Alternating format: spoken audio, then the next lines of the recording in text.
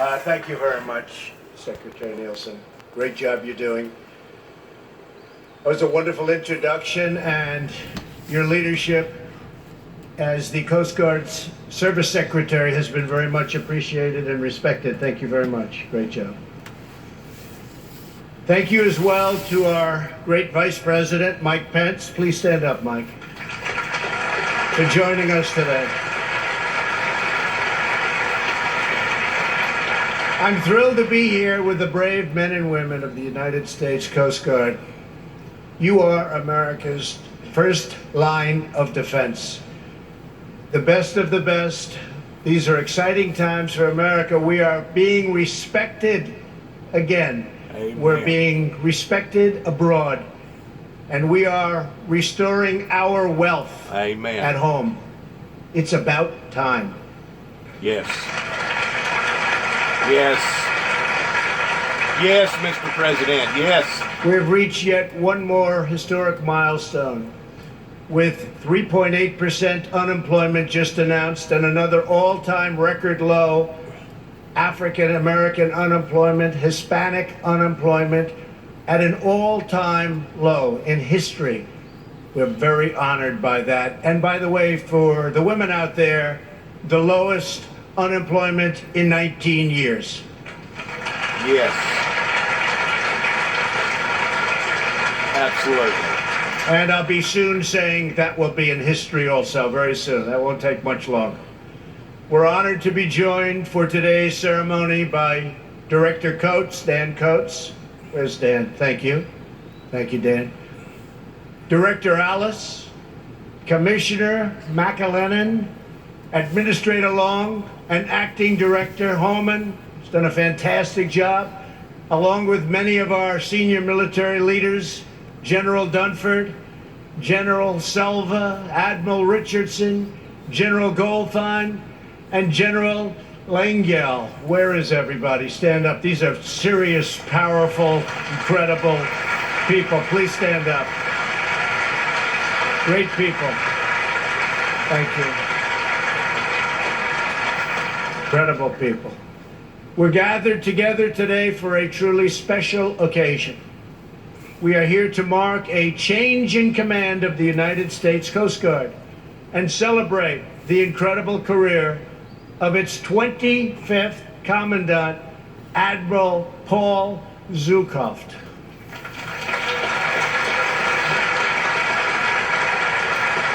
Great job.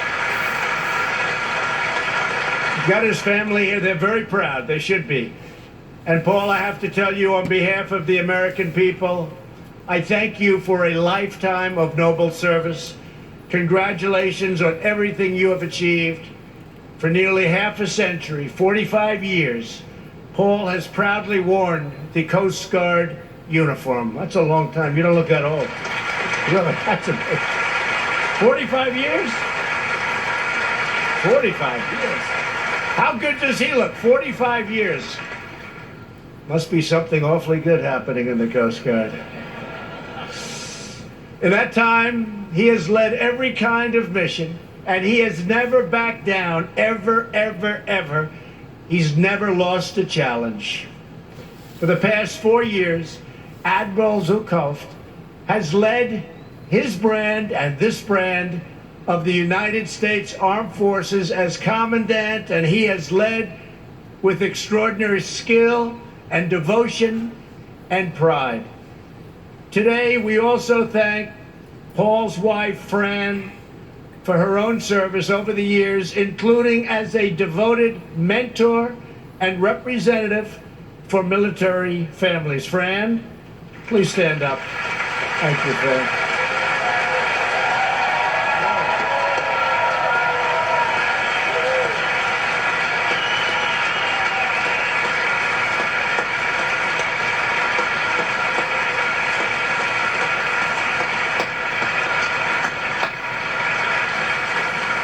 I hate to tell you this, Paul, but she got a bigger hand than all of us, including me.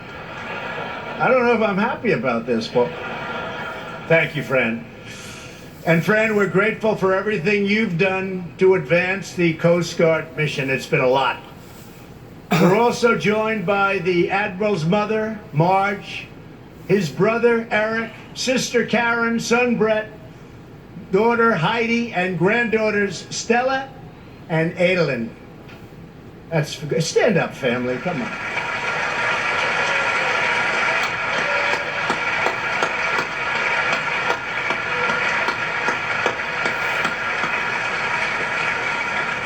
Paul is very proud of you. Thank you for supporting him in his mission and bringing so much joy into his life.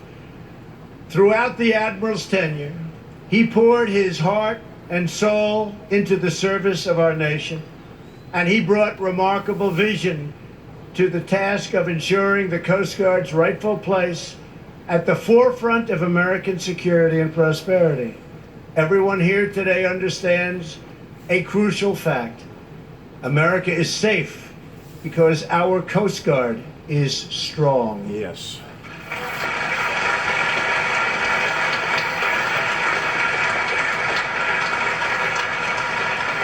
And last season during the hurricanes, I was in Texas, I was in Florida, I was in Puerto Rico. I saw the work that you did under the most adverse conditions. And I've said this to a lot of people. I don't think any brand has gained more momentum or has gained more of anything than the brand of the United States Coast Guard. People have tremendous respect for the United States Coast Guard. True, right? I've told you that before. You are the elite force that defends our borders, patrols our waters, protects our cities, and keeps our enemies at bay. Yes. Paul sharpened the Coast Guard's focus on the Western Hemisphere, a crucial legacy that will long outlive Paul's tenure. This includes greater emphasis on drug interdiction and the formation of historic partnerships to stop this deadly poison. Yes. And that's what it is. It's poison. Absolutely. From reaching our shores and destroying our youth and others. Yes. Paul also worked tirelessly to protect America's interest in the Arctic. His leadership helped launch the Arctic Coast Guard Forum, and he made a top priority to ensure that the United States military can project American might all the way to the poles. One of the first times I met the Admiral, last year, I asked him, "What do you need?" He replied, "Sir, we need icebreakers, and we need them badly." Well, now you're getting them. Amen.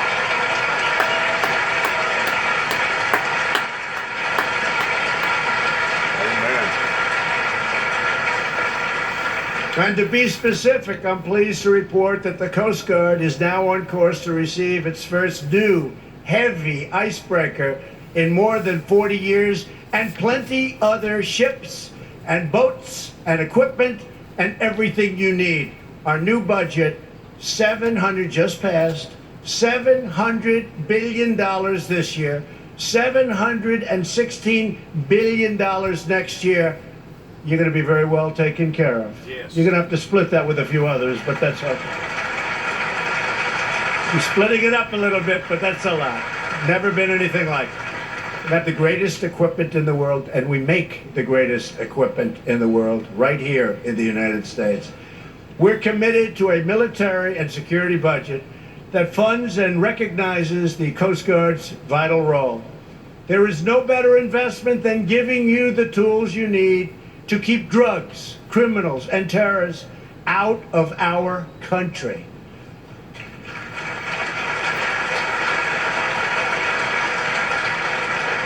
Commandant Admiral Zhukow also spearheaded a new Coast Guard cyber strategy, so important, and he was at the forefront.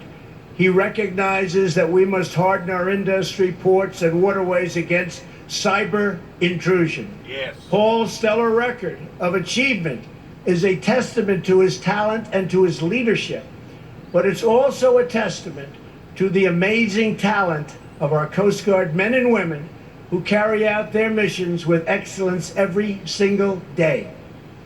You chase down our enemies, track down our adversaries, and face down our greatest threats.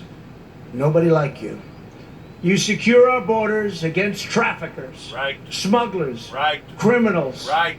some of the worst people anywhere on earth. And we feel secure. And through driving winds and pounding rain and thundering seas, the Coast Guard is always there doing what it does best, saving lives. Yes. In last year's historic hurricane season, our Coast Guard, heroes they are, saved almost 12,000 American lives in that short period. It's an unbelievable number when you think of it. It's an unbelievable number. Yes. 12,000.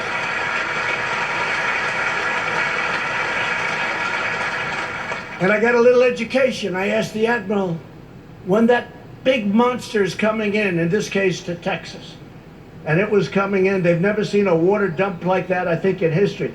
In terms of water coming down, and it would come in, go out, come in, go out, 3 times, 4 times. There's never been anything like it.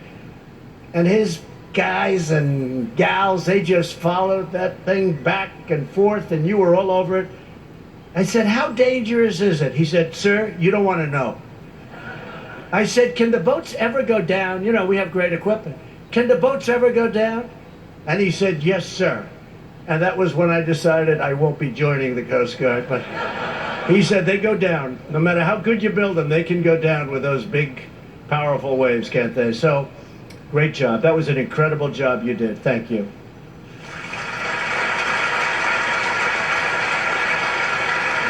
Many service members left their own homes and families to plunge out of helicopters, wade through perilous waters, care for the wounded, and rescue the stranded, of which there were many. Your selfless courage has earned the gratitude of our nation. With this ceremony, we proudly pass the helm of the United States Coast Guard to the man who oversaw those emergency operations, Admiral Carl Schultz. Admiral, stand up, Admiral. Stand up.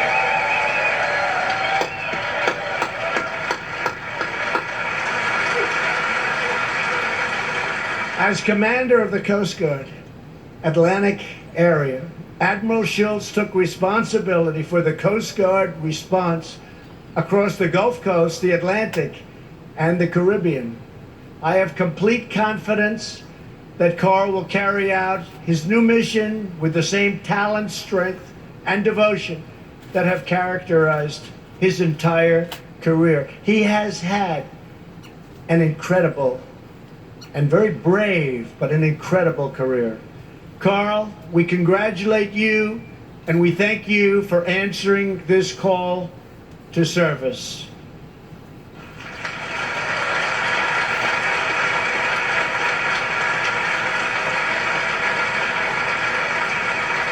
We also thank your entire family for undertaking this journey with you. We are glad to be joined today by the Admiral's wife, Dawn, his mother, Elizabeth, daughters, Kelsey, Lindsay, and Annalise, and sons, Eric and Zachary. Thank you very much. Stand up. Stand up.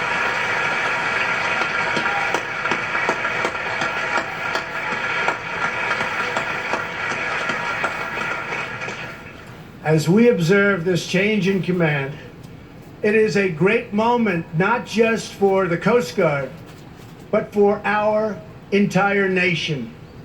The Coast Guard record is unsurpassed anywhere in the world, from the courage of your heroes who manned the landing craft in the South Pacific, to the legendary prowess of your pilots, to the astonishing feats of your rescue swimmers.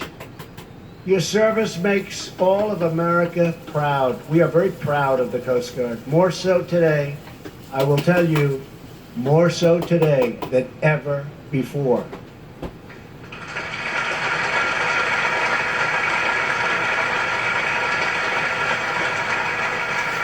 And for that reason, America knows that we can always count on the Coast Guard, because the Coast Guard is always ready.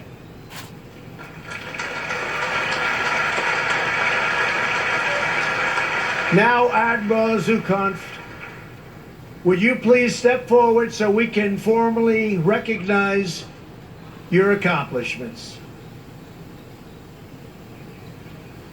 Hi, military members, attention to award.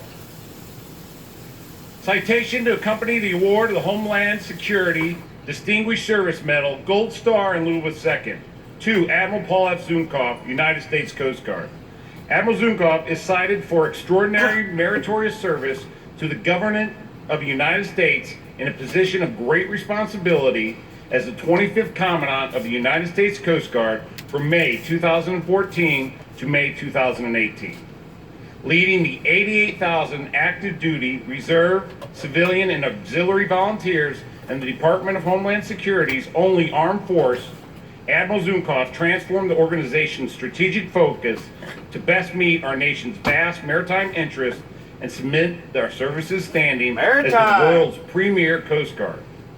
His strategic intent, supported by a suite of functional and regional plans, include the Western Hemisphere, Arctic, cyber, and human capital strategies aligned with broader national objectives, galvanized organizational effort, and yielded incredible results.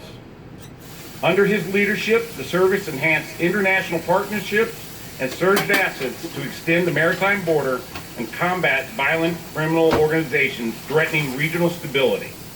Established the Arctic Coast Guard Forum to advance governance in emerging regions, advanced the service's cyber capabilities with national effect, and earned a fifth clean financial audit. A masterful communicator, Admiral Zunkoff aggressively shared the service's value and garnered unprecedented advocacy across the spectrum of administration and congressional stakeholders, culminating in funding to recapitalize severely aging cutter fleets with sophisticated new offshore patrol cutters, polar icebreakers, and waterways commerce committed cutters, and accelerate the repair of decades worth of shore infrastructure damage. Proving his convictions that assets are hollow without people, in 2017, Admiral Zunkoff, alongside partner agencies, surged 3,000 Coast Guard men and women who saved nearly 12,000 Americans and fully restored our 4.6 trillion waterway system in the wake of one of the most catastrophic hurricane seasons on record. Admiral Zunkoff's leadership, dedication, and devotion to duty are most heartily commended and are in keeping with the highest traditions of the United States Coast Guard and the Department of Homeland Security. Given this first day of June 2018, signed the Honorable Kirstjen M. Nielsen, Secretary of Homeland Security.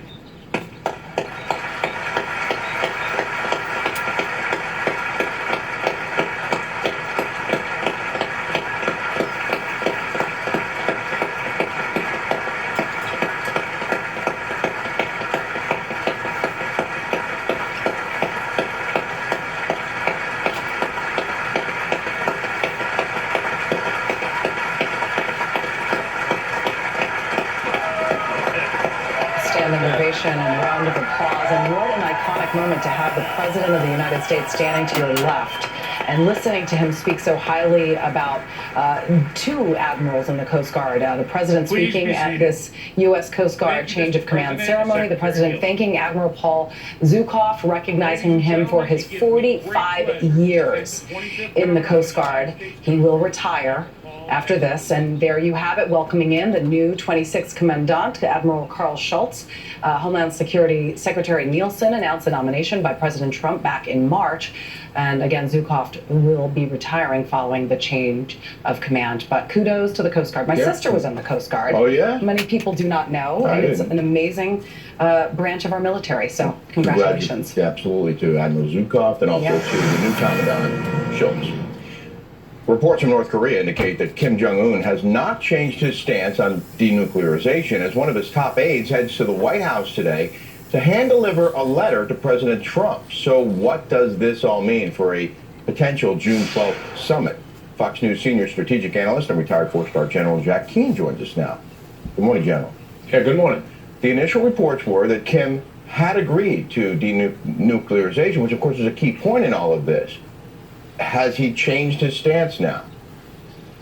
Yeah, he may never have really changed his stance in the sense that he never really did agree to denuclearization, despite the fact he was saying it. I mean, what the dramatic thing that took place here was after the May 8th meeting with President Xi, he stopped talking about denuclearization and started talking down what was taking place. And obviously China had some impact on him. And then the summit got canceled by the president because he thought, you know, Kim Jong-un was changing his policy, rightfully so.